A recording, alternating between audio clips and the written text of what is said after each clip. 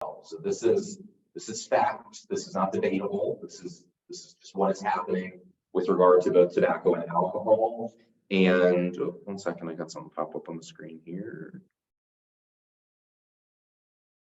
And then we also see that this is an article that just came out pretty recently, highlighting disparities in opioid and stimulant mortality, particularly in communities of color in the Black community. And this is actually straight out of data from North Carolina. You can see these numbers are pretty staggering, that the overdose rates have increased almost by 100% in American Indian and Indigenous populations.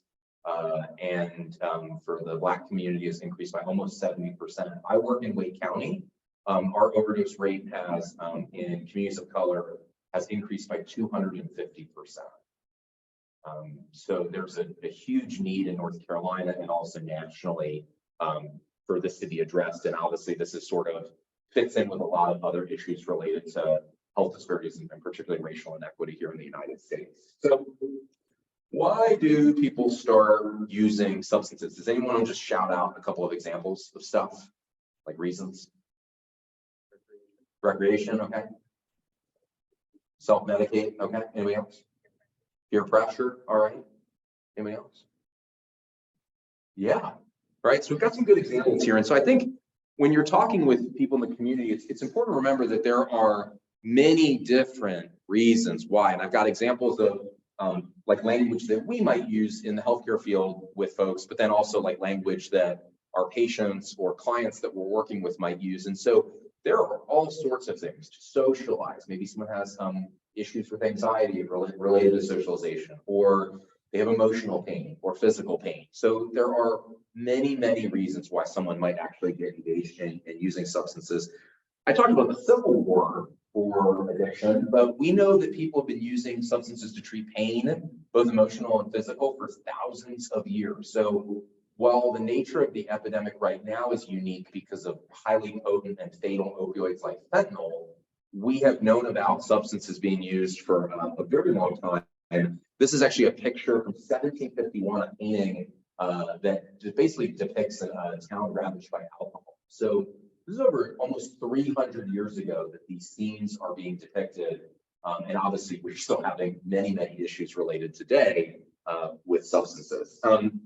So the issue is sort of like, why do people if they're having negative consequences or problems? And the problem is that there's a positive effect, or maybe there's a reward, and people continue to use over time. And what happens is it becomes from sort of voluntary use where they're making decisions for themselves about it to more compulsive use where they just basically lose control. And unfortunately, there becomes this issue where you're ignoring risks, ignoring problems. And basically, what's good about using outweighs the bad, then typically that use will also just continue. Okay. I don't expect anyone to memorize this picture by the end of this talk here, but this is what's happening in the brain. It is a highly complex thing. I've heard people say, well, you just need a little bit more willpower, or you should just try a little bit harder. Yeah, that would be the case if, you know, I can't think of a good example right now, but all this stuff was not happening in the brain. So basically what happens in a nutshell, somebody uses, they binge on something, and they get intoxicated, and they get basically a reward from doing that. They ultimately start to develop, their brain becomes reliant on that. They develop what's known as like a negative affective state, where they start to develop withdrawal symptoms, both withdrawal issues related to their mental health and withdrawal issues related to their physical health. And then basically they develop in that bottom box, it says preoccupation or anticipation, is a concept known as craving, where people, has anybody just like craved food? Right, yeah, I'm thinking about the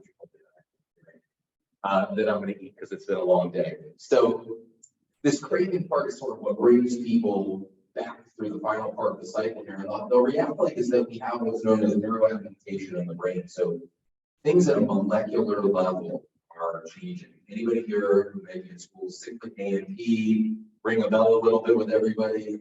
So these, you know, molecular processes are changing in the brain. So the brain structures that are functioning differently, you have cells that are functioning differently, making this just very challenging for a person to really struggle with this. So talk about it, fix and help people with this, and also some more of the processes that occur here. So I mentioned before the addiction as a chronic illness. I want to convince you all of that. By the end of this talk. So we know that when we compare different conditions to addiction, the relapse rates or return to use or return to an uncontrolled state of that problem are similar between things like asthma, hypertension, type 1 diabetes, and the medication adherence rates for all these conditions are the same. This study, as you can see in the bottom right-hand corner, is from the year 2000. Wow, 2000, okay, lots of things happening there. But a long time ago, basically. Okay, so we can conceptualize this as a chronic illness, and here's just an example. I've got diabetes in the first column, addiction in the right-hand column, and you can see here that when you look at relapse rates, adherence, screening, behavioral interventions, medications, if someone's refractory or is not responding to treatment, that they might see a specialist. You can see here that there are two big differences between something like diabetes and addiction is that there's terrible access to treatment for addiction in this country and also in North Carolina. I should say terrible, but limited. And that healthcare stigma is incredibly high around addiction. Patients not feeling safe going to appointments, being called certain names or different words being used, or things in the emergency room or the hospitals. Our vocabulary needs to shift and change over time. And Gavin's going to talk about that a little bit. So, show of hands, adverse childhood experiences or ACEs. Anybody heard of these at all? No. So, great article. The first paper on this was published in 1997 out of California. And what we know here is that and there are 10 examples of adverse childhood experiences of different potential trauma that occurs in childhood. This is a dose-dependent relationship. We move left to right from none of those experiences to 7 or more, and it's staggering. 1 in 500 using IV drugs to 1 in 30. 1 in almost 100 attempting suicide, 1 in 5. Okay? So not so good news with adverse childhood experiences, but something you may not have heard before is something known as positive childhood experiences. So this evening we're going to take a strengths-based perspective, not a weakness-based perspective. And what we know is that when people have positive childhood experiences, that if they have 3 to 5 of them, as you can see on the left-hand side, they have a 50% lower rate of things like depression or poor mental health outcomes. If they've got 6 to 7, they're 73% lower. So this really speaks to the importance of early childhood development, positive experiences, trying to limit negative experiences. And I did mention before, but the negative things are like, if a parent has an issue with substances, or a parent was incarcerated, or a parent was not there, it was a single parent household, or that there was physical, emotional, or sexual abuse in the home. Those are going to be some examples of the adverse or childhood experiences, or ACEs. So they call them ACEs and PCEs.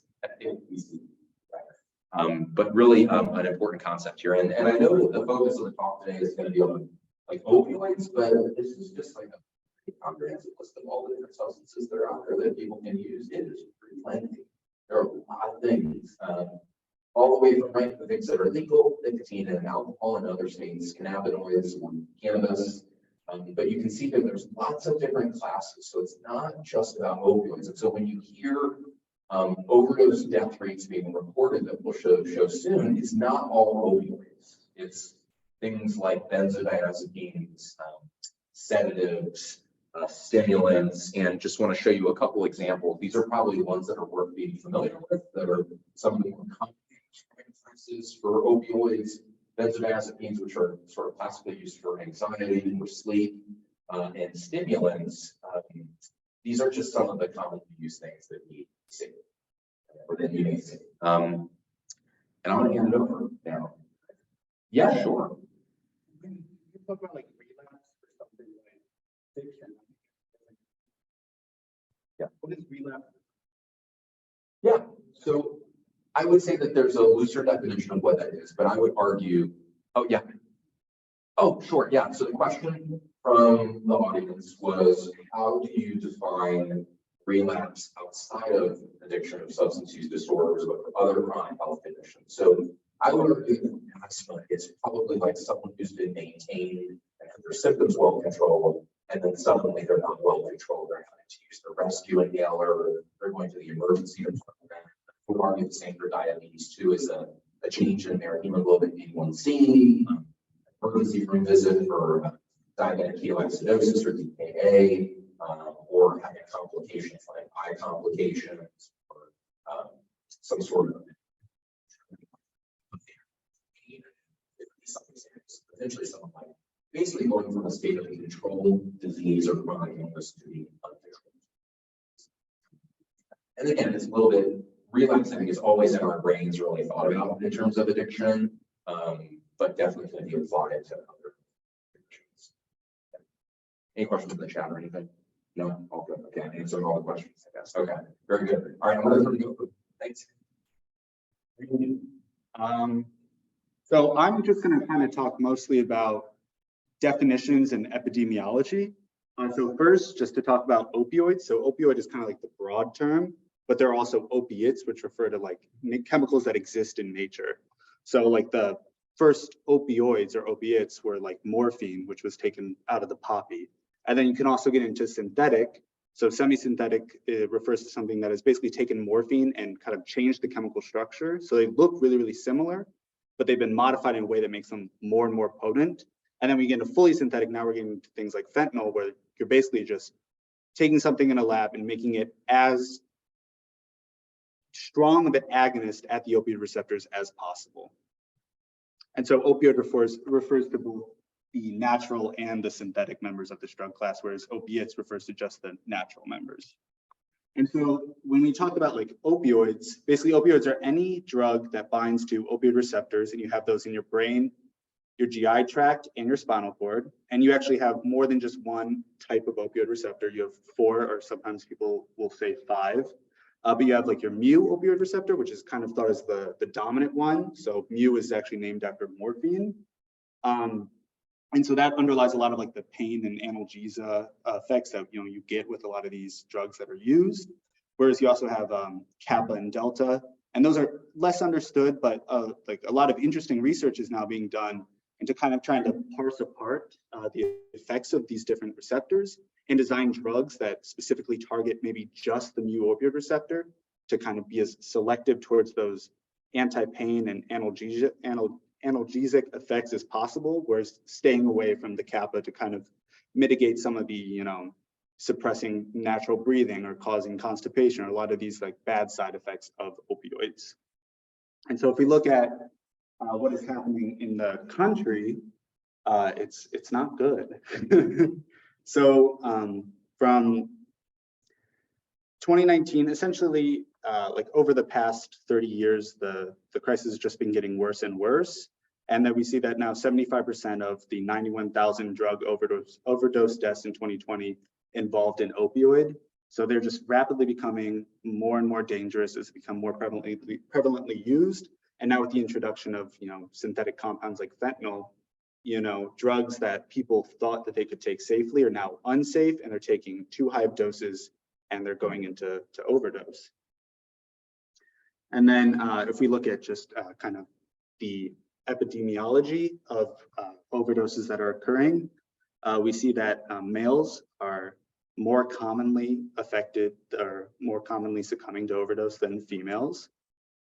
And that also people in their kind of mid 30s and 40s, so maybe a little bit younger than I think people typically think, are also the most highly affected groups of people. And also, kind of like Dr. Baca-Atlas was saying, we see that there are kind of these racial disparities.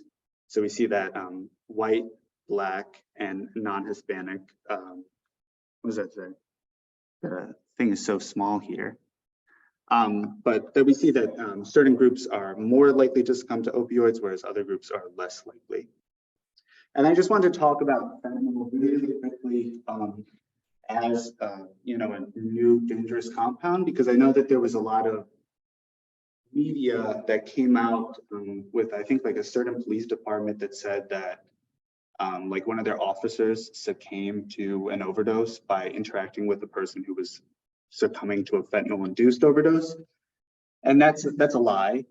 You cannot go into overdose by helping somebody who's been, poisoned with fentanyl. Fentanyl can be transmitted through skin contact, inhalation, ingestion, and contact with mucous membranes and needle stick. But the risk of clinically significant exposure via skin contact, namely, is very, very low. So if you are a first responder, be it like an actual EMT or just, a casual person who is witness to a scenario, you are not in danger to help that person out.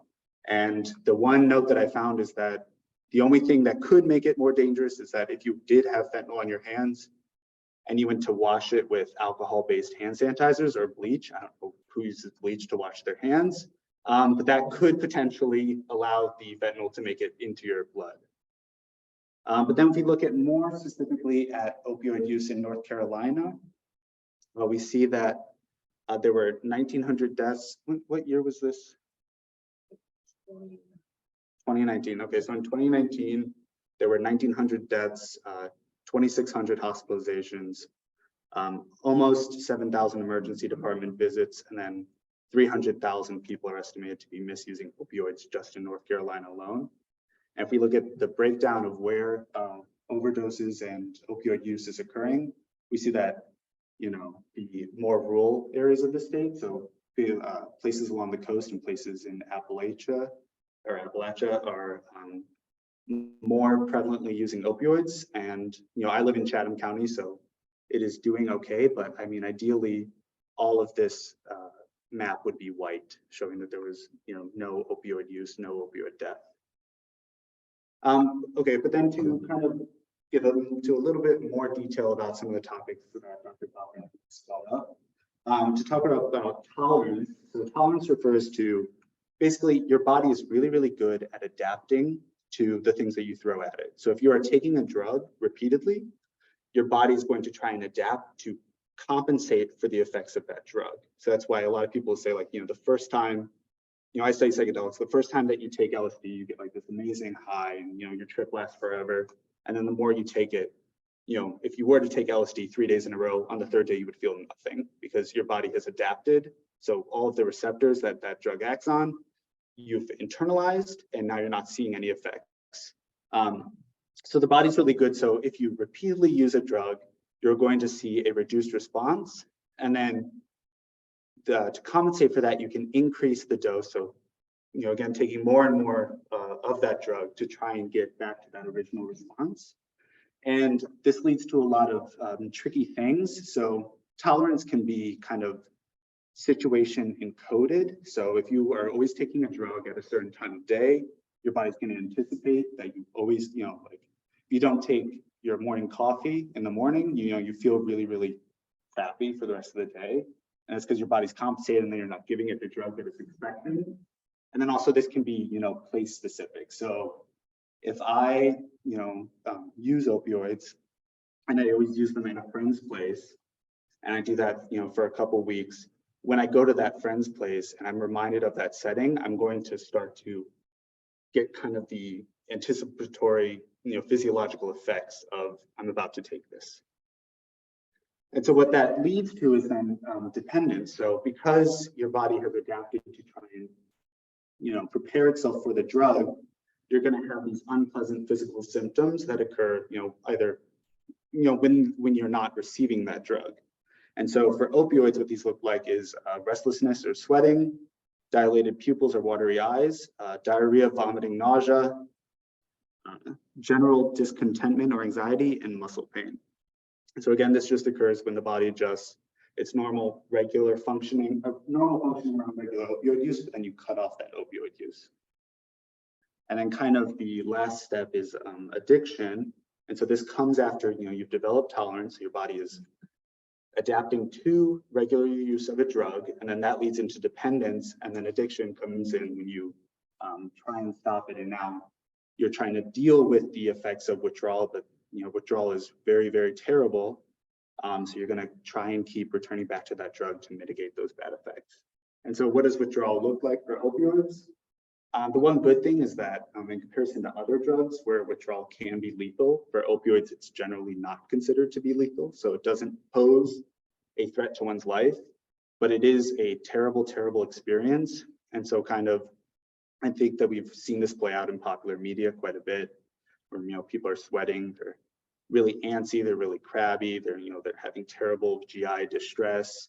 But typically these last about a week. But again, those cravings and the depression of withdrawal can, you know, be long lasting. And then to wrap it up, to look at, you know, what words we should use when we talk about these topics. So instead of saying things like addict, drunk, or junkie, so things that have really, really strong negative connotations, you'd want to think about, you know, using language that puts the humanity of the person first. You'd say, you know, person dealing with a substance use disorder. Instead of drug habit, abuse, or drug problem, you'd say that somebody who's using substances, and then you would kind of categorize that as like heavy drug use or risky drug use. Instead of clean, you know, that's a pretty clear moral judgment. You'd want to say a person in recovery or a person who's abstinent. And instead of a clean or dirty drug screen, this is kind of bad medical lingo, but a positive, you know, it's referring to the test. So a positive test is not necessarily the good result, whereas a negative test is the good result. So a little confusing. And then I'm going to hand it back to Dr. Baca-Atlas. Are there any questions for me? Thank you. I'm gonna go back just to this slide. Like, if there's nothing else that you do, again.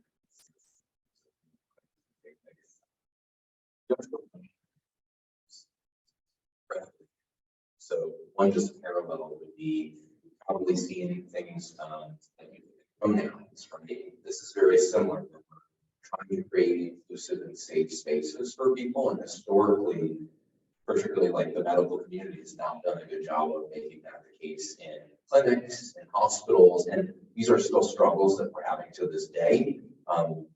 Even I'll take my UNC later on for a second and say, you know, at UNC hospital, these are still things that we're having. And so the best thing you can do when you're talking with someone is just thinking about this language, as Gavin pointed out, and it will make a world of difference when you're communicating with someone.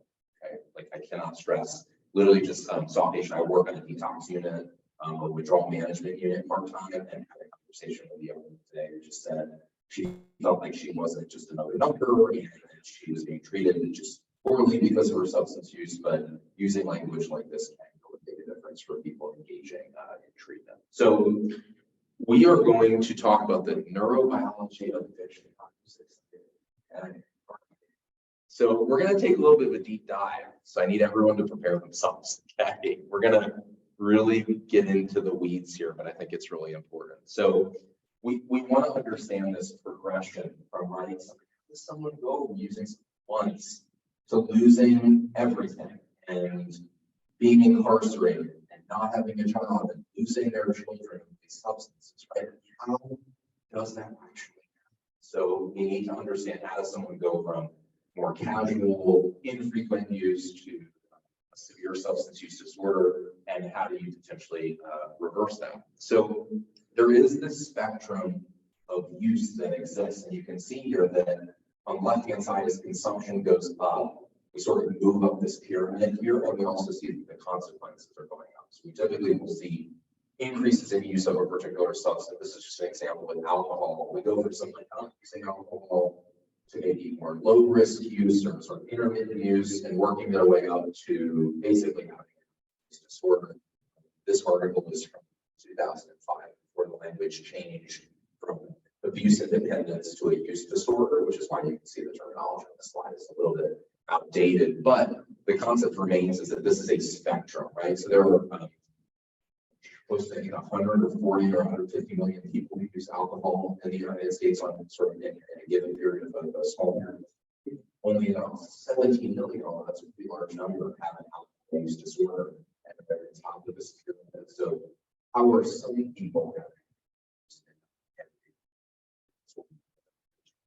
So does anybody know Phineas Gage? Yeah, fun. So not so fun for him in the picture here, but he was an improbable survivor of an accident in which this large iron rod actually went through his head, and it completely destroys his frontal lobe. And over the course of his life, his personality changed and his behavior change, we want to kind of use this as an example to show how substances can impact the brain and not cause quite as dramatic changes as having a rod through your brain. Yeah. Yes. Are they not able to hear me? It's funny. It's not as space. Right. Off of the podium here. I'll do my best. Let me get this one. All right. Enough about Phineas Gage. We're moving on. So anybody will probably be able to recognize that on the bottom part of this, we can see a diseased heart, right? That is a particular type of study that allows us to assess cardiac activity and function. And we can see visually what happens in a diseased heart. We can see the left-hand side has all that red coloring, and we can see on the right-hand side it's absent, which means that there are problems. And so on the top, you can see in someone with cocaine use disorder, you can see that their frontal cortex, which I'm going to use this mouse here, hopefully people can see this, looks nice and green here, looks very healthy. And on the right-hand side here, you can just see that it doesn't look the same, which means that glucose metabolism and energy production and usage of energy is declined, and those areas are not functioning as they should. So we have reproducible evidence in different organs of different disease states, and this is particularly due to addiction. So we're going to travel back in time as hunters and gatherers here to 12,000 BC, and we know that that was sort of one of the primary ways for survival. And so we know, I'm going to point out these structures in the brain in a minute, but the midbrain is what keeps us alive. It keeps us breathing, thirst, hunger, and just helps us regulate moment to moment. And our prefrontal cortex, which unfortunately Phineas Gage had that accident, and a non-functioning cortex, is what imparts value and judgment and helps us prioritize our activities. And so this is a balancing act. This is a push and pull between the prefrontal cortex and the midbrain, right? The midbrain is saying, gimme, gimme, gimme. And the prefrontal cortex saying goes, let's put the brakes on that. We're not gonna do that. It's sort of our judgment, what we would call our executive function in our brains. And so here's a better picture of that. This stands for VTA, or ventral tegmental area, which is where our sort of large dopamine, where a large portion of dopamine is in the brain, and everything below that blue dot is going to be what basically we consider our midbrain. Okay, we're going to throw a whole bunch of lines on it and make it a lot more complicated here. And basically, all this says is that there's this, again, push and pull of things going forward in the brain to the prefrontal cortex, and then signals being sent back to the midbrain, trying to regulate things. And so we know that all drugs that can lead to a substance use disorder increase dopamine in the reward center in the brain. All these different substances do that. And you can kind of see that depicted in that image here. That purple line shows you that, I guess it's maybe looks kind of like blue, little like dust there. That's where dopamine is accumulating, and then you're seeing that sort of spreading forward into the prefrontal cortex. And so what happens with dopamine levels in the brain? Well, let's give you a couple examples based on some animal studies here. Everybody loves a good animal study, right? And we can see what happens with food and sex on the left-hand side, right? These are things that people experience every single day, and in response to that, you get dopamine to increase. I told you before, I have Chipotle at home, and my dopamine levels are just like percolating, and just like really excited to open the bag and pull out the dish that I have. Who knows what's in there? It's very exciting. I'm very excited. See, I'm probably salivating for now. But look on the right-hand side. Look with amphetamines. It is almost 10 times the response of dopamine than food and sex. And we all said here that we have food cravings, right? So if you imagine something 10 times, and again, this is all relative because this is animal studies, but the point is that each of these different substances, amphetamines like methamphetamines, cocaine, nicotine, and morphine, are enhancing dopamine in the brain. We're going to talk about why this matters. So in addiction, the reward circuit, our dopamine response, is dysregulated and it is broken. Okay. Basically, what happens with all substances is that the midbrain now becomes the dominant decision maker. And that rational part of our brain, the frontal lobe, is shut down and not working as well as it should be. And what happens, and this is the real essence of it, is that the drug is tagged as a means to survive. So when I have patients come to see me who they've lost 60 pounds because they're using methamphetamines, they no longer have custody of their children, they've been incarcerated multiple times because of their substance use, that substance is being deemed more important than basic functions like, food, water, sex, and even just sort of basic like relationships and maintaining relationships. So this is a biological process that is happening in the brain with people with substance use disorders. And so the key takeaways are that substance use disorders result from changes in the brain, and that is because of repeated use. All addictive substances induce a dopamine surge. That's not to say that they don't include other neurotransmitters like norepinephrine, serotonin, but dopamine is going to be the dominant one. And we said that the midbrain, which is not supposed to be the dominant decision maker in terms of when it comes to substance use, the drugs really, because that dopamine is such a large, it has such a large surge, it just takes over. Which becomes incredibly problematic. And so you all survived neurobiology of addiction.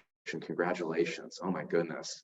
Round of applause virtually, in person here. If anyone's virtually asleep, you can wake up now. It's totally fine. We're going to march forward into some more clinically relevant stuff. So if you are not aware, the reason that we know how to, or at least to some degree know how to diagnose different mental health conditions and substance use disorders is based on the Diagnostic Statistical Manual version 5 that came out in 2013. I'm sure there will be more iterations of it.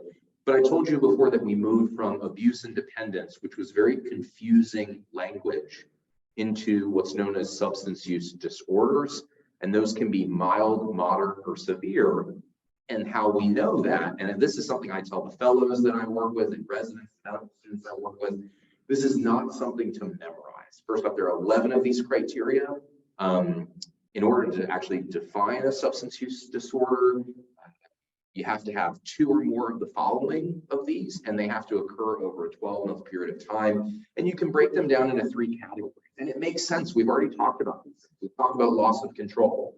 We've talked about use despite negative consequences. And Gavin talked about physiologic changes. So right there's 3 broad buckets. We already know those because we've talked about them. And the higher the score and the more criterion that you have, likely the more severe your illness is, and maybe the more difficult will be to treat, or the more structure that you may need to treat yourself. So this is a really key concept that's been around for just about 10 years, and again, gets rid of the terms abuse and dependence. Those terms are confusing and I think a little bit stigmatizing as well, and just don't really give us good information. So when we're talking about people, I think it's, addiction is commonly used, but also a substance use disorder. So when we think about the disease of addiction, there are lots of different models that have existed over time, right? There's a person, and I should have the sort of in quotations, the word addict is weak or bad, or the drug is evil. Anybody heard of Nancy Reagan? Yeah, say no to drugs. Man, I could talk about that for an hour, but I won't. And I hope that makes sense to everyone why saying no to drugs doesn't make sense. If we're talking about this as a brain disease, it just doesn't equate. And just so everyone's aware, DARE, if everyone remembers DARE, they did a bunch of randomized controlled trials on the effectiveness, and it wasn't all. Or those commercials you see with your brain on drugs and the egg in the pan. I just showed you it's a little bit more complex than that, than simply an egg being cracked and spilling everywhere. So we also know that there's sort of this like sociological sort of model about someone having an addictive personality. And then what really we are existing in the state right now is more thinking about medical disease. We're thinking about genetic predisposition, how family history plays a really important role, otherwise known as heritability. So that doesn't mean if you have a family member who has a substance use disorder that you are going to automatically develop one, but you will be potentially more prone to using different substances to maybe help or manage maybe difficult situations or circumstances.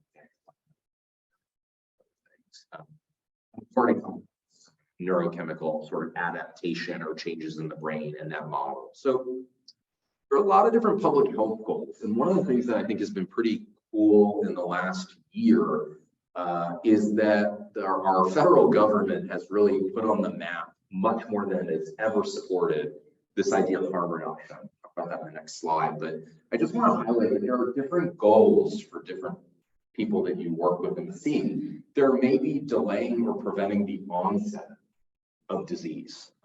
There may be reducing high-risk use to less problematic use. And there may be promoting abstinence. And unfortunately, here in the United States, there's been a huge overemphasis on just trying to get people to completely stop. And unfortunately, we lose a lot of people in treatment who are not quite ready or at that place to go from 100% use to 0%. There is gray space in between. And an example I'll give you is the patient who comes to see me probably once every 3 months, whose A1C for their diabetes is uncontrolled, and they love eating and baking chocolate cake. I am not going to discharge them from my practice. I'm not going to fire them because they're not, following their treatment plan. They're just maybe not ready to make those changes yet. And so we have to figure out how to work with folks like that, very similar to folks that may not be 100% ready to stop their use using illicit substances. As I said, has been around for 10,000 years. It doesn't make someone a good person or a bad person necessarily, although there may be behaviors that are problematic because of that use. But in the end, we've got individuals who are looking for help and assistance. Does anybody, before I move to the next slide, does anybody know what harm reduction is or heard of it before? Show of hands. Anybody want to give just like a brief definition or take stab at it? Any thoughts? Any takers? Anyone brave? 2 words, 3 words. It kind of feels like Yeah, exactly. So North Carolina has a harm reduction coalition, which is really a cool organization. But the idea is that it is policies or programs or practices that aim to reduce what we've been talking about this whole time, which is consequences. However, without necessarily reducing drug consumption. So that's not the primary focus necessarily. And I'll go over some examples of what that looks like. And harm reduction is by far one of the more evidence-based practices that we have for helping people in this country. And I'm so glad that, again, the federal government a year ago put out some statements related to promoting that. So any examples of harm reduction that people know about or heard about? Just want to shout them out. Yes, sterile needles for sure, definitely. Yeah, excellent. Safe injection sites, okay. Anybody else? Yes, naloxone, opioid overdose reversal agent, definitely important. So I think y'all maybe have saw my slides before I put them out here. We got a sneak peek. So a couple of examples. If you didn't see, New York opened up, at least in the United States, this exists in other countries, just not here, supervised injection sites. Does anyone want to guess how many fatalities that we know of or overdose deaths have occurred in a safe injection site internationally? Zero. There's a very cool paper the New England Journal of Medicine published about unsanctioned injection sites a couple years ago. They had something like several tens of thousands of injections, not one fatality. So the question being is like, why is this not something here in the United States more regularly? Well, we don't have time to get into that, but this is an evidence-based strategy that is helpful for patients, right? We're talking about people having a safe place to go, safe supplies and resources being monitored. And we know that people who engage in this, and as you mentioned, needle exchanges are 3 to 5 times more likely to actually engage in treatment. So it's also a way to get people involved in treatment moving forward. A couple of other cool things that are available is that there's actually this thing called the Never Use Alone hotline. So that's if someone, particularly this was important during COVID, right? We were telling people to distance and not use together. to minimize the risk of COVID, but that was increasing people's risk of death because they didn't have someone, a partner or someone with them that could help them reverse an overdose if they needed it. So this hotline, you actually call it and they'll stay with you on the line. And if you don't respond at the end of the call, they call emergency medical services. It's pretty cool. And then last but not least is fentanyl test strips. Fentanyl test strips probably have a little bit of less of a role for opioids here in North Carolina because about 100% of the drug supply is fentanyl. At this point, there's very little heroin that is available here in the state. Most of it is highly potent fentanyl. And what I will say, fentanyl test strips are very helpful. You may have seen this in the lay press about things like cocaine and methamphetamines and marijuana being laced or contaminated with fentanyl. So we're encouraging people to test other drugs that they're using to ensure that they're not getting exposed to fentanyl. So a good takeaway is if you know someone who's using stimulants or other illicit substances, having access to naloxone is also just really important in today's world. So I'll say about harm reduction. We'll move on to the idea of addiction as thinking about it as a public health model of disease. And we've got these different components. There's a host, the person, the environment. What does the environment look like? And the agent, the particular drug. So we're going to go through this.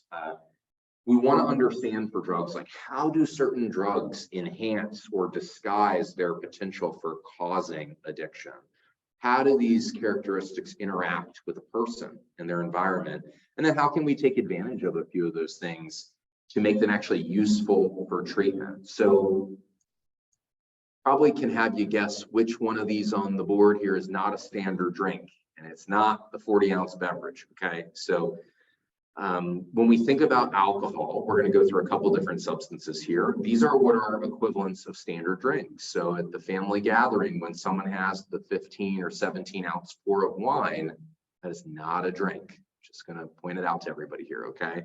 And so we've got some different equivalents of alcohol use here. We also know that this slide is just a little bit outdated, but it's got some nice visuals that I think are worthwhile. We know that this notion of normative drinking has changed in this country. We really now kind of acknowledge that there's really no such thing really as like safe alcohol consumption. Like, we've got these cutoffs of 7 for women and 14 for men. And that actually is based on biological differences between the way that alcohol is metabolized and broken down in the body. There's increased activity in the gastric mucosa or gastric tissue. And so if you look at a chart comparing men and women, the blood alcohol level actually rises faster for a smaller number of drinks for women compared to men.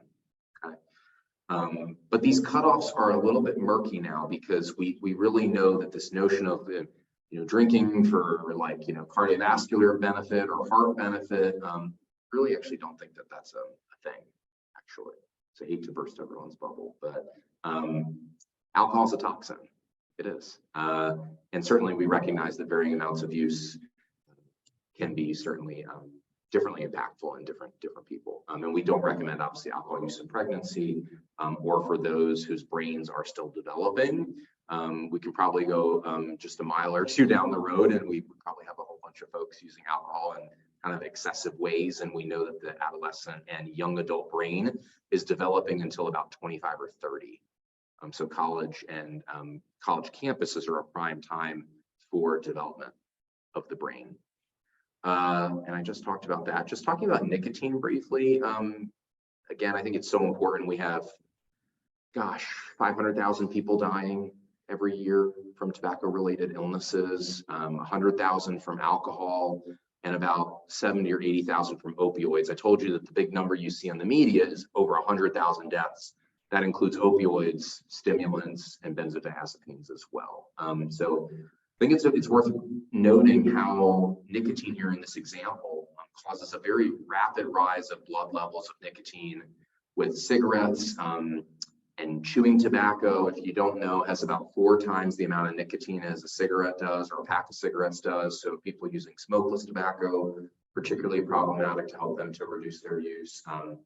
So just wanted to highlight that. And also a lot of got lots of history here. So cocaine is used pretty recreationally in South America as in its leaf form. It's chewed. It has a very small percentage of cocaine, but when we look at cocaine hydrochloride or cocaine base, this is sort of what we distinguish as people maybe who are sniffing or injecting cocaine versus what's known commonly as crack cocaine. And if you're not aware, we talked about racial inequity earlier in the talk, but there's probably no better example here in the United States of just horrible inequity related to prison sentences and differences in time in prison related to whether you're using cocaine base or cocaine salt. So hydrochloride is the salt form.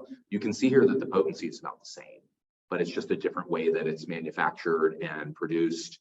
And this was used I would say, sort of with a tremendous amount of precision to incarcerate large communities of color here in the United States in what we sort of know as mass incarceration here in the US related to different substances. But just wanted to kind of highlight that. I think it's really important. And one thing that we do know is that depending on how you use a particular substance, it alters your risk of addiction as well. So if you go from the bottom up, you can see here that oral compared to smoking something, there's a big difference in the onset of action and the peak effect.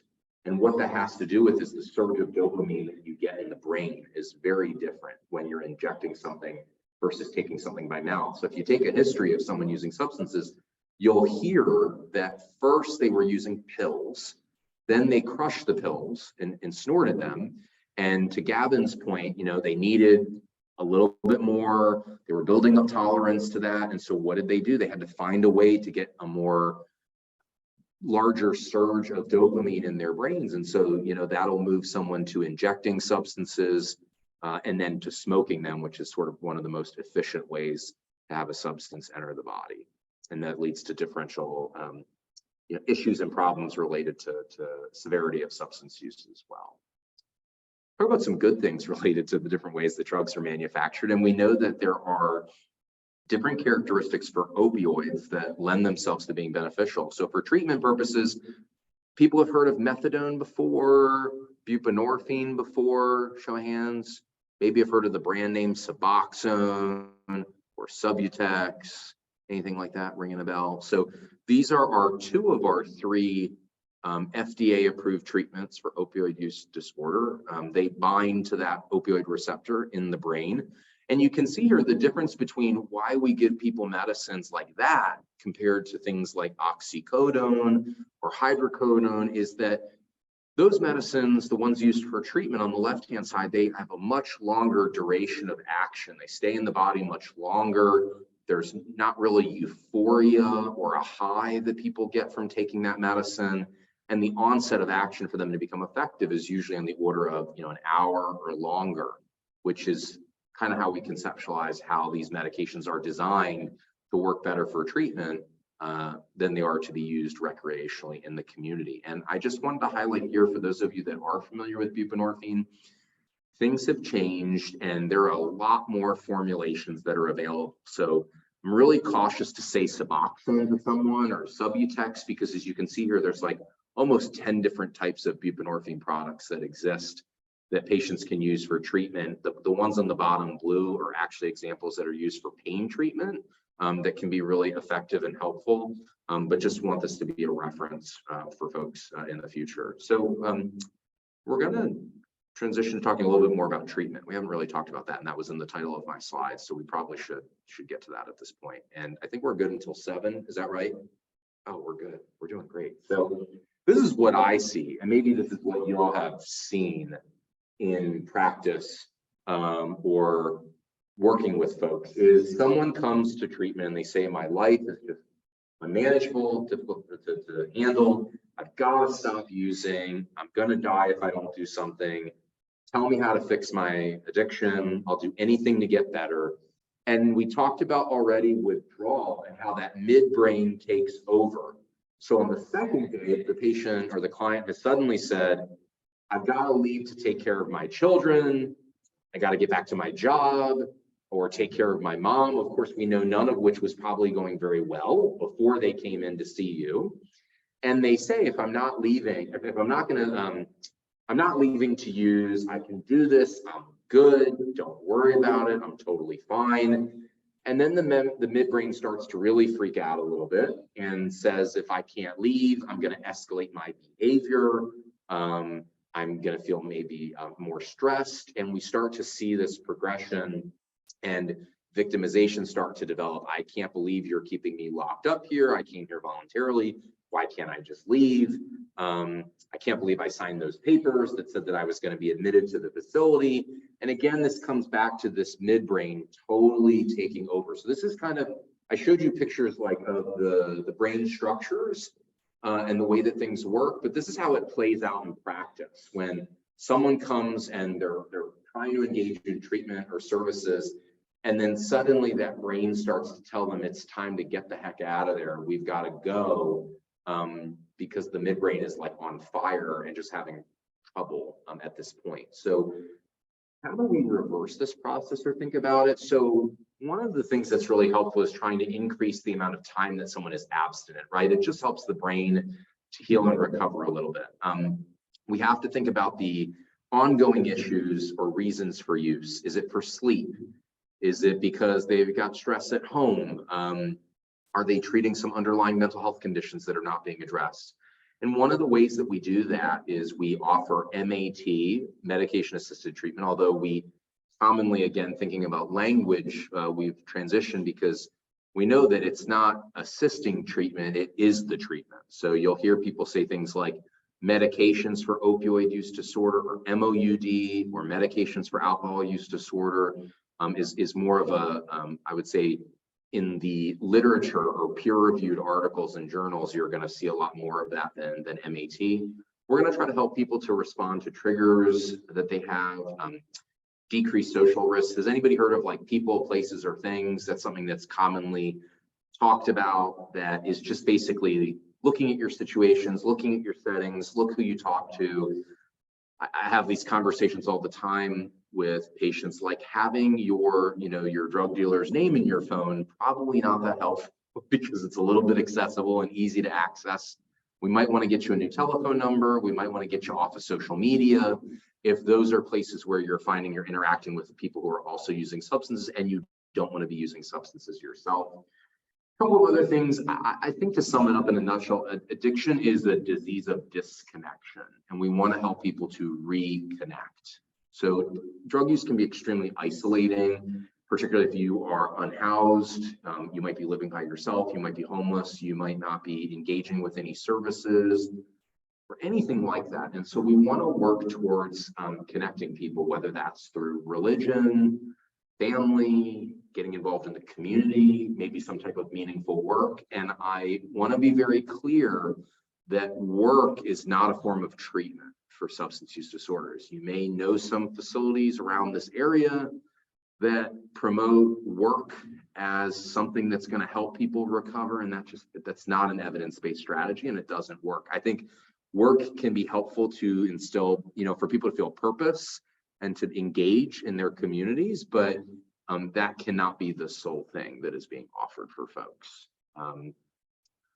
When it comes to pharmacotherapy or medications, the goal of these medicines is to help reduce some of that stress in the brain, to help make it a little bit easier to cope and manage with all the different neurotransmitters that are acting and causing and basically wreaking havoc very early on when someone stops using substances. And Gavin pointed out that withdrawal can last for typically, like, the worst of withdrawal is going to be for about a week or two, but we know that people experience what's known as protracted or prolonged withdrawal for months. And this is why you'll see someone who's doing well for 3 months and suddenly found themselves returning to use, because that brain chemistry is nowhere close to being normal, not even close. And it can take, there have been some functional MRI studies that have shown that the brain can take up to, a year or more to actually go back to, maybe like a more normal pre sort of substance use state. So it can take a lot of time, but we do have medications for alcohol use that are available and can be helpful. We do not have any medications for benzodiazepines, cannabis, cocaine, or methamphetamines, none that are FDA approved. There are a lot of experimental treatments that are out there that have been published about, but nothing that has received that golden stamp of approval from the Food and Drug Administration. We know that for nicotine, there are seven different types of medications that are available for patients. And as I said before, for opioids, there are 3 different types: methadone, buprenorphine, and naltrexone. And to one point that was made earlier about how naloxone is an example of harm reduction, naloxone is not treatment for opioid use disorder. I want to say that again: Narcan or naloxone or other brands of naloxone that is not treatment. So we can give people naloxone to help them not have negative consequences, decreased oxygen to the brain for prolonged periods, and death. But giving someone this is not going to necessarily, not at all, help them reduce their use. This is really a life-saving measure. And so we would not consider this a medication for opioid use disorder. It is a medicine that is helpful for the treatment of opioid intoxication and ultimately overdose. But there are definitely lots of different examples. I have a naloxone kit in my backpack, actually, just right over there, that I carry with me always. And we have several of them at the site that I work. And so if you're working in some sort of, either it's a healthcare setting or even a non-healthcare setting, I definitely think that's something probably worth discussing and talking about. I actually don't know if the library here has naloxone here, but that would be something to kind of talk about and explore as well. Is medication, though, you hear a lot about medication being pushed and promoted, and it is life-saving. It is the most evidence-based treatment for opioid addiction specifically, the most. But is it alone the solution? And medicine can help to reduce distress. It can help people function better physically and their mental health in terms of withdrawal symptoms related to that. But medicines alone do not necessarily correct all of the things that led up to someone using to begin with, right? Trauma, other mental health comorbidities, maybe someone who had the loss of a loved one that was particularly traumatic. That the medicine is not in and of itself going to solve that, but it is going to keep people alive and doing and functioning in terms of their overall physical health. But we know that sometimes access to things like counseling and therapy can be really difficult for people who don't have insurance or underinsured. And so that's just something to keep in mind. I'm going to cruise through some of the rest of this stuff because this is a lot about counseling. That we know that counseling does play an important role and benefits have definitely been really established. And I will say that all studies of medications for addiction are in the context or in the setting of counseling services being offered. So when we think about the benefits of those medicines, folks in those studies that were enrolled were receiving those services. There are lots of different examples of behavioral health therapies. I told you there's been an explosion of evidence-based therapies, things like cognitive behavioral therapy or CBT, something called contingency management. Has anyone heard of that before? It's actually an incentive-based type of therapy where essentially how it would work is if you said someone was using methamphetamines, they would get basically like a gift card for every 3 or 4 negative drug screens that they had, and that incentive would increase over time if they continue to sort of move forward. And actually, it's pretty interesting that contingency management is the most evidence-based strategy for people who are using methamphetamines and stimulants. It's not really reimbursed very well by insurance companies right now, which is why it's pretty limited in its use. But if I could put contingency management in a pill and people would take it, that would be what it would be. I would be handing it out outside of here, like very regularly. But it's a very cool therapy that's got some really strong data and evidence behind it. We also know that what are known as mutual support groups, things like AA, Alcoholics Anonymous, or Narcotics Anonymous, that these are things that can be extremely helpful for folks. I just thought I would highlight that not everybody is ready to stop using a substance. So whether it's a loved one or it's someone you're working with in a professional manner, I think it's important to understand this idea or notion of stages of change. Where is someone we all have different behaviors, right? Whether it's someone wants to, I don't know, stop smoking or lose weight, and not everyone is ready necessarily to do that. They're not necessarily in a phase where they are planning for what they're going to do about it. They may be thinking about it. They may think it's a good idea. And so we just need to always check in with people and ensure that we understand where they are when it comes to what are known as stages of change. And this model is used pretty heavily with motivational interviewing, which we use commonly with patients with substance use disorders. But I think it can be really helpful to decrease tension and friction when you're talking with someone. If you're trying to offer them medications or therapy, but they're telling you that they don't want to stop, using that substance, the conversation isn't going to go very far. So we need to kind of take a step back and reevaluate the situation. Basic components of CBT, which is one of the most commonly used strategies, is what we're kind of trying to do is we're trying to have people think about their behaviors more closely. And so we want to identify, as we said before, things like high-risk situations. We want to talk about coping skills, and we want to support self-efficacy. So, supporting that individual in their journey in recovery. We also know that don't forget about basics like sleep and nutrition and exercise and just having fun. Even if you are someone who's using cocaine or fentanyl, what are you doing to enrich your life, to socialize or enjoy yourself? And how are you managing stressors? I think is super important. I just want to talk about mutual help groups. We're getting pretty close to the finish line. We have 4 slides left, so bear with me. The rationale behind these larger meetings that exist that are very readily available is that they promote abstinence from all substances is usually one of the basic tenets, except for tobacco. If anyone's ever been, I've been to a bunch of AA and NA meetings, and there's usually a fair amount of nicotine or tobacco use that's going on, also a lot of caffeine as well. It's this notion of incorporating concepts like acceptance, spirituality, working through the program. And the reason that they're popular is because we have a mental health care system in this country that's somewhat, we shouldn't say somewhat, pretty dysfunctional and very difficult to access treatment. And so it's widely available and it's free. So many people just really want to have something that they don't have to pay for. It's been around for almost 100 years. It's been a dominant model in treatment centers. And for many people, it works. It's not necessary for everyone, but I wanted y'all to know that there are not just anonymous groups, but there are things like Smart Recovery, something called Refuge Recovery, which is a Buddhist mindfulness-based program that's pretty cool.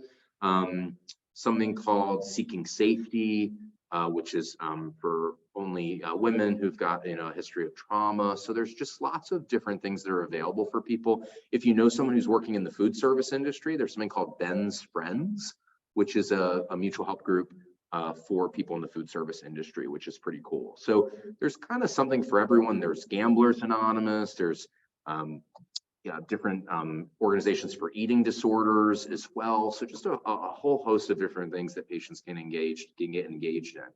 I'm just going to leave you with a couple of different resources and websites that may be helpful for you. And also the SAMHSA, the Substance Abuse and Mental Health Services Administration, just released a new version of their webpage to find treatment providers called findtreatment.gov. That helps people find treatment in their local area for mental health and substance use disorders, that I think is potentially helpful for folks. And just to wrap things up here, I want to leave just a little bit of time for maybe some comments or questions.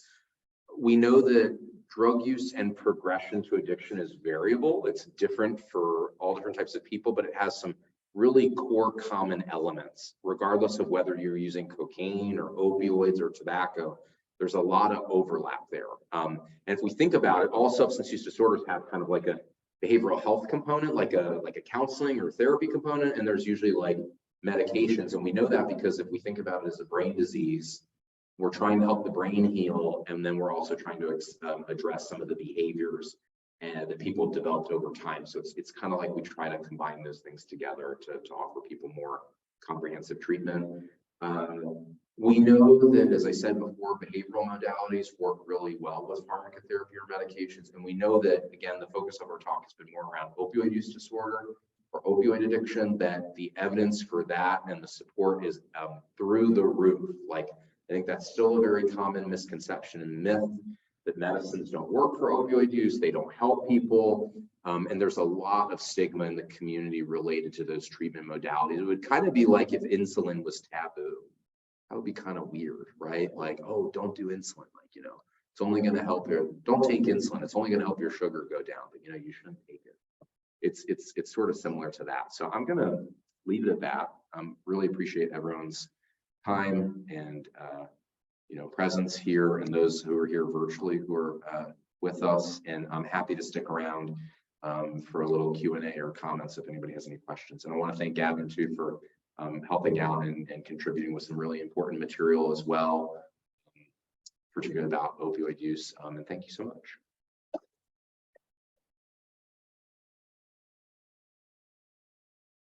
Yeah. So if the current treatment, one of the main ways is to kind of prolong the abstinence period, but you know, the longer that gets, the more sensitive they're going to be if they return to drugs. How do you balance that like conversation with patients of like, I want you to stay abstinent, but if you do, you know, make sure to like use less than you would think. Or yeah. So the question here was about when we're trying to promote and talk to people about abstinence and they've lost their tolerance and their brain is more susceptible, and I guess we can use opioids as an example here. How do we counsel patients about that? So this is why in North Carolina, the Gilling School of Public Health a couple of years ago published a study that showed that people who were incarcerated with a history of opioid use disorder were 75 times more likely to die from overdose within their first 2 weeks of being released. And that speaks to that exactly. So what we're trying to do in the state right now for that population is to have people on treatment inside the prison system and also then be able to transition out. So that's, I think, why medicine is so important to kind of prevent that. I think that patients who are not interested in using medicines, we talk to them about different strategies to, if they were to return to use, like, you know, I might recommend that you cut in half what you use, or make sure that you're using with someone, or that you have harm reduction tools like fentanyl test strips and naloxone. And to be mindful, if you have a period of abstinence, you are absolutely more susceptible for an overdose, particularly for, you know, opioid use. But it's really challenging because fentanyl is just so potent. I think one of the best things that we can sort of at least try to offer and help people with is to understand that medicines are really protective for their brains to not be susceptible to things like overdoses. Hope that answered your question. Yeah. So when you stay on it, you are still, it's going to serve as a blocker. So if I have some patients who will try to use heroin or fentanyl on top of their buprenorphine and tends to not really have much of an effect. So it is going to tightly bind there, and they're going to maintain. The cool thing about buprenorphine and methadone is based on at least in methadone, it's got some NMDA antagonism. It actually helps to prevent tolerance from developing, which is pretty cool. And buprenorphine also kind of works the same way, where if someone is taking it as prescribed, as you should, I don't see it have a loss of an effect over time. And I've seen that for people who've been on it for 10 or 15 years, which is pretty cool. Yeah.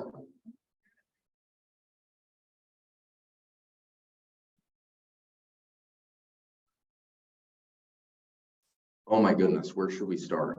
So any policies that help to reduce substance use. So if anyone's familiar with the country of Portugal, they decriminalized drug use many years ago, and they saw a drop by like 40% in I think, I can't remember if it was deaths or use. I think it was deaths.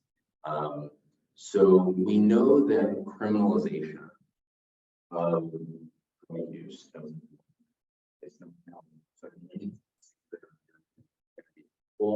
and effective at reducing, I think, potentially consequences, right? I mean, people then, they go to prison, they develop, they have trauma when they're there, and they come out and then they're kind of using to sort of cope with that. And so they've got more problems than when they went in there with. We know that in Vancouver, for example, that they actually give people fentanyl, like administer it.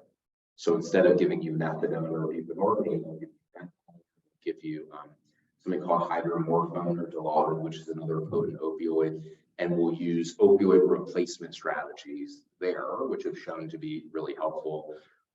I think a couple of big things that I think would be helpful is we do know that I don't know if you saw in the news that they eliminated what's known as like the X waiver, which is kind of what providers need to prescribe buprenorphine in clinics, like any kind of outpatient or office. Any provider can now prescribe that without any special training. So loosening of that has been very helpful to expand access to these medicines that are life-saving. But I think if we were to look at like broadly in the United States, what would be incredibly impactful would be that every major city would have a safe injection site where people could go who aren't ready to stop using and be safe. We know that the overdose rates there are 0 in terms of fatalities. And I think right now we're making it too difficult for people to seek treatment. So it's really anything that just makes it easier to engage. And the sad or the difficult part is that the healthcare system is probably not, the traditional healthcare system is not where people feel safest and best to go. So you mentioned needle exchange programs, harm reductions, institutions and organizations are where people feel best, where they go. And I think that it's going to take a long time for the medical complex to regain the trust. And I don't think we're anywhere close to that at this point. I mean, I think there's good efforts being made. You can find examples in large academic institutions. But I think if you go out into rural spaces, there's a lot of stigmatization still.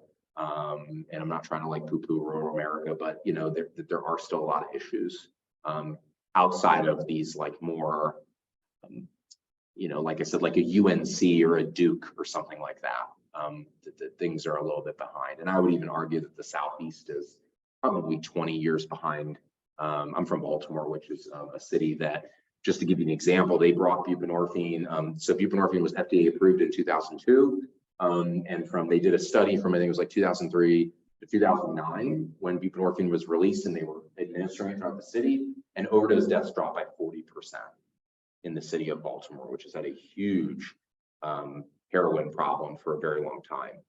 It's kind of funny, I didn't realize it when I was a student there. Like I'd be walking to class and someone would be like, either the naloxone on the street, and I'd be like walking over, like on my way to class. But it was a major thing. And they were, a lot of institutions have been doing this work for 30 or 40 years, but I think North Carolina is, I think definitely headed in a really positive direction with the needle exchanges, but you'll see policies being implemented to try to get rid of the needle exchanges. Like these are things that you see in the legislature all the time.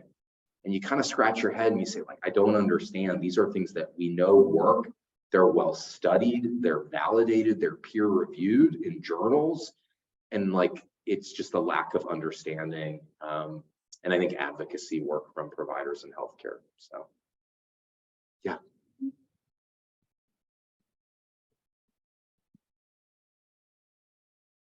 Oh God, where do we start? So we know that a major issue that has been identified is the use of nicotine really early on, and vaping. Oh, wow, how much time do we have? Electronic cigarettes, e-cigarettes, vaping. As I said before, the brain is still like totally under development. That frontal lobe, the thing that is responsible for making good decisions or thinking through decisions, is being significantly impacted and impaired by nicotine. So I think that when it comes to, adolescence, I think that there has to be better screening in pediatric settings and people asking and talking about it. I think it goes oftentimes underdiagnosed and not recognized. And I think I just sort of can't really fathom what it would be like to be an adolescent right now with mass shootings and just so many things that are happening in school that I think anxiety is really through the roof. So it's like a positive thing. I'm going to try to be positive. Is I don't know if you saw, but they're converting in close to Raleigh. They're converting a old drug addiction treatment center actually into like a 50+ bed adolescent unit, providing inpatient beds. What we really need more is outpatient services. You know, there are a lot of people who are not doing well, who don't need to be hospitalized, but they need counseling. If anyone's heard of partial hospitalization programs or PHPs, those are like day programs where people will go. And so they'll like go there during the day, get services, and then they'll be like at home at night with their families. And I recognize that sometimes families are the source of stressors and problems. And that honestly is a big, I think, cause of substance use. I always think about if someone's using stimulants or alcohol or opioids early on, I always think about trauma. And I think about emotional and sexual trauma that's occurred that maybe has not been disclosed and talked about. I can think of probably at least over 10 or 15 examples just right off the top of my head of patients I've cared for where that's been the situation. And they've not really been able to process or have a space to talk about that, the impact that it's had on them and the distressing symptoms that it's causing. And many people are using that to, you know, they're using cannabis or they're using nicotine to basically reduce anxiety and go to sleep. And initially that may work, but as we said before, in the brain disease model of addiction, you develop withdrawal. You have to then keep using, and then you start having cravings and thinking about things or thinking about that substance. So what may have started as something that wasn't problematic, and the program was pretty much a long-winded answer. I hope that was helpful for the person on the line. Yeah, go ahead, right from.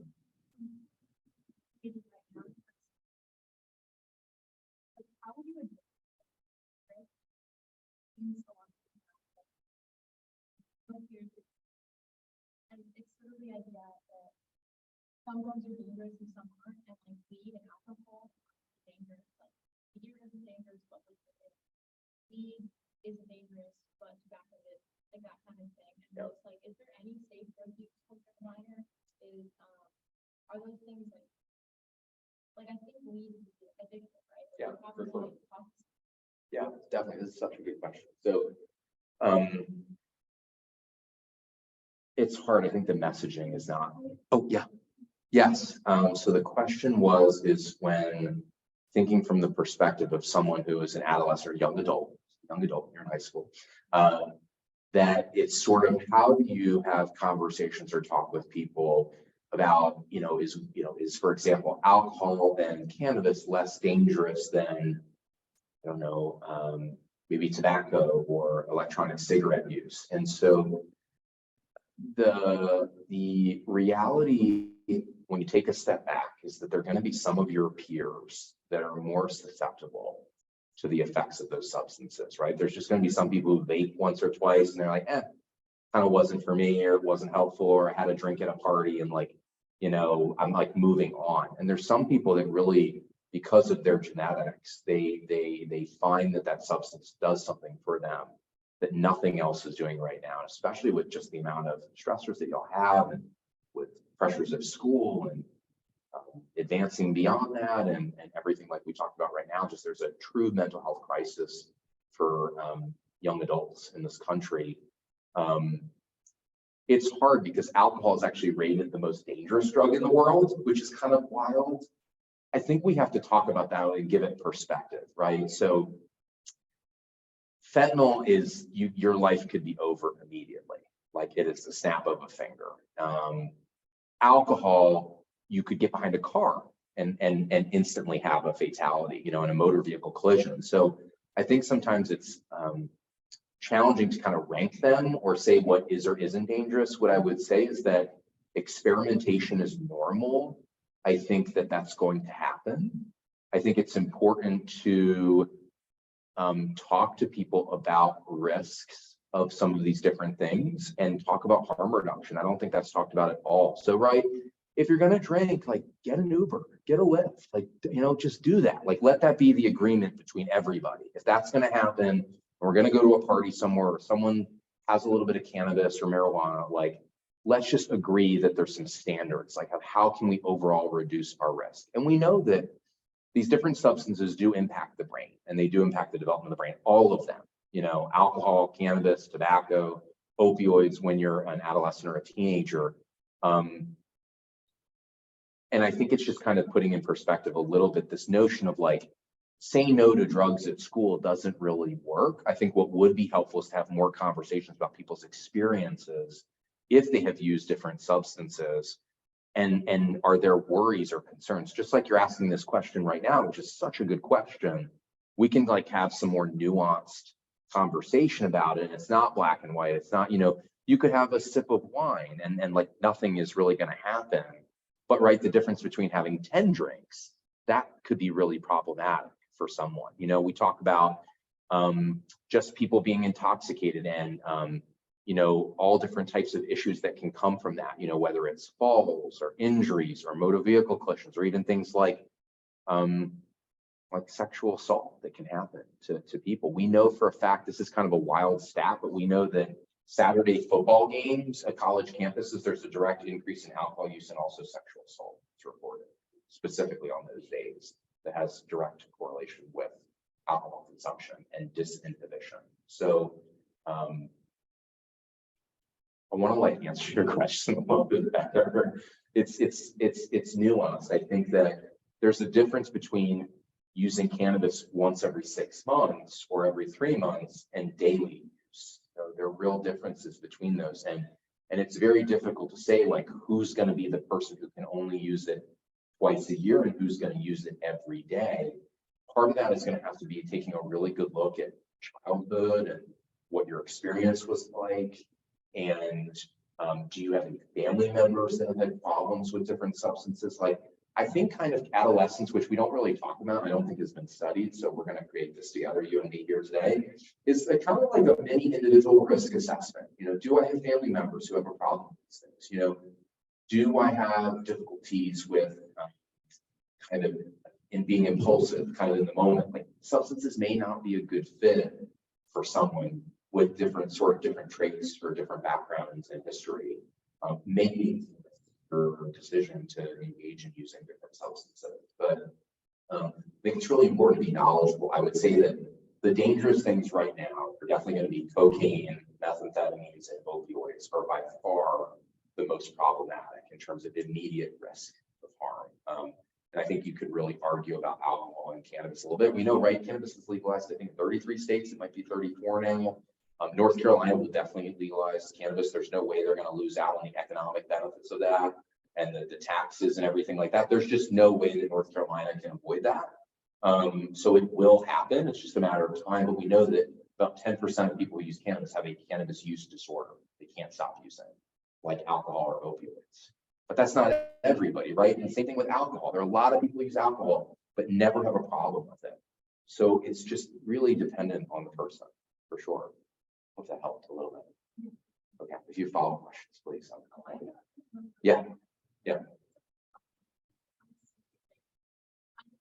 couple times. Yeah. Every weekend from a 13 has either drank or weekend, and it's been 13 all the way up. Do you consider that to be a serious problem? So, I mean, that's part of, every single week, when you're at that age. I think it clearly speaks to me that what's going on in that person's household, what's happening on the weekend, that they feel like that has to be kind of a part of every single weekend. Are they using that as a coping strategy for mental health? That they just haven't gotten any assistance with. But those are really, I think, some of the young adults I'm worried the most about, that's going to transition and really pick up in frequency. And it just hasn't done that yet because of school, right? Like, I have to go to school and maybe they have the presence of mind to say, like, yeah, I'm not going to do that at school. But what about when they're 18 and, maybe they're going to college or they're not, they're going to community college or maybe no college and they're working. That's where I sort of see things snowball. And because they don't have the same structure in place that kind of prevented that use from going off the rails and becoming something that happens every day, I think those are some of the folks I'm most concerned about, who that is a part of their And I was in high school not that long ago, to be honest with you. I remember folks, that was every weekend, the thing. That was sort of something that they couldn't live without. It was really important for their social scene. And I think that sometimes speaks more broadly to issues that those individuals have. Thank you. That was really helpful. Yeah, for sure. Yep, in the back. I do, yeah.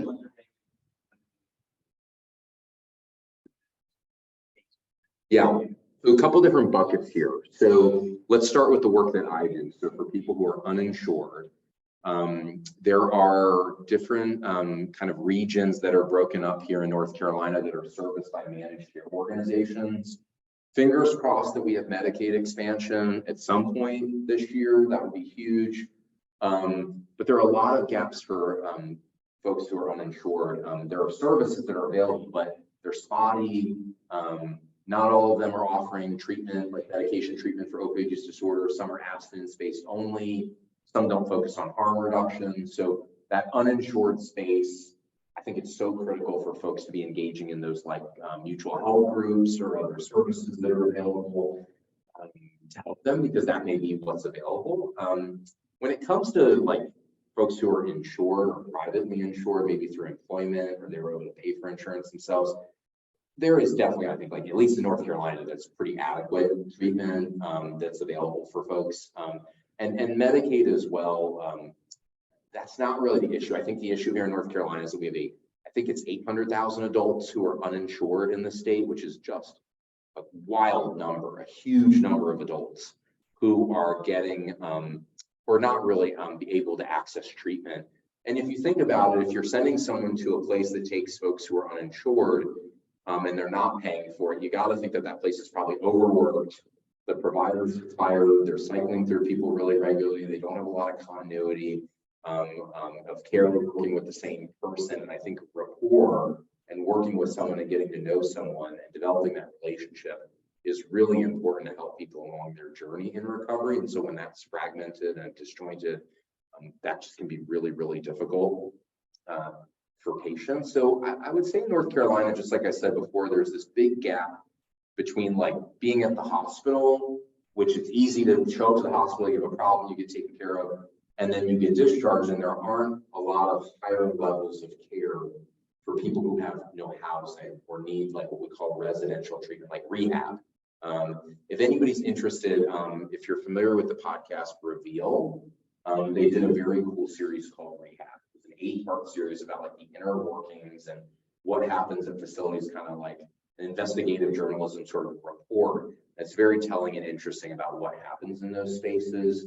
I mentioned before, right, there's places that are promoted substance use treatment, but are like work programs. So you have to, I think if you're trying to get someone treatment here in North Carolina, it's definitely good to shop around, and I don't mean shop around like in programs, but ask people their experiences. You know, have you ever been to this program? What have you heard about it? What do we know about it? Can I talk to someone who's been through the program before? Sometimes that can be really helpful. What we've seen is that historically substance use treatment and mental health treatment have been separated. And that obviously makes no sense whatsoever. So integrated treatment is key. Integrating physical health, mental and physical health, which is what I get to do at my job, which is super cool. I get to treat people's primary care needs. I treat their mental health. I treat their substance use disorders. And we just need a little bit more of that. We don't really have that quite yet. There's big efforts across the state. There's something called Medicaid transformation that is underway, that is meant to sort of integrate those two systems a little bit closer together. But there's still some good work to be done in that area. I know it's a little past time. I'm happy to stick up here if there are any other questions, and thank you so much, everybody.